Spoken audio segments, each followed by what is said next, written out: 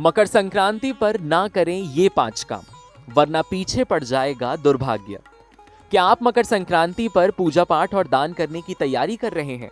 लेकिन क्या आपको पता है कि कुछ छोटी सी भूल इस शुभ दिन का पूरा पुण्य बिगाड़ सकती है? क्या सच में मकर संक्रांति पर किए गए गलत काम दुर्भाग्य को बुला लेते हैं? मकर संक्रांति का पर्व सूर्यदेव को समर्पित होता है।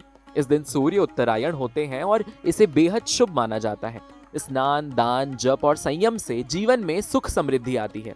लेकिन ज्योतिष शास्त्रों के अनुसार इस दिन कुछ ऐसे काम हैं जिन्हें करने से बचना चाहिए।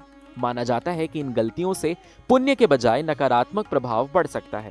आइए आसान भाषा में जानते हैं कि मकर संक्रांति के दिन किन बातों का खास ध्यान रखना चाहिए। दक्षिण दिशा में यात्रा से बचना चाहिए। मकर संक्रांति के दिन दक्षिण दिशा में यात्रा करने से बचना चाहिए। मान्यता है कि इस दिन सूर्य देव उत्तरायण होते हैं, इसीलिए दक्षिण दिशा की यात्रा शुभ नहीं मानी जाती। यदि बहुत जरूरी ना हो तो इस दिशा में जाने से बचना बेहतर होता है। कहा जाता है कि इससे कार्यों में रुकावट आ सकती है। बुजुर्गों का अनादर ना करें। इस शुभ दिन पर बड़ों का अपमान बिल्कुल नहीं करना चाहिए। मकर संक्रांति पर लोग गुड़, तिल, घी और ऊनी कपड़ों का दान करते हैं और पूजा पाठ करते हैं। ऐसे पावन अवसर पर माता पिता, गुरु और बुजुर्गों का सम्मान करना बेहद जरूरी होता है।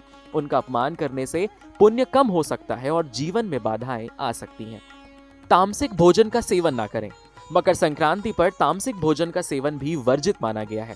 इस दिन मांस, मछली, शराब, लहसुन और प्याज जैसे भोजन से दूर रहने की सलाह दी जाती है। माना जाता है कि इस दिन सात्विक भोजन करने से मन शुद्ध रहता है और सूर्यदेव की कृपा प्राप्त होती है।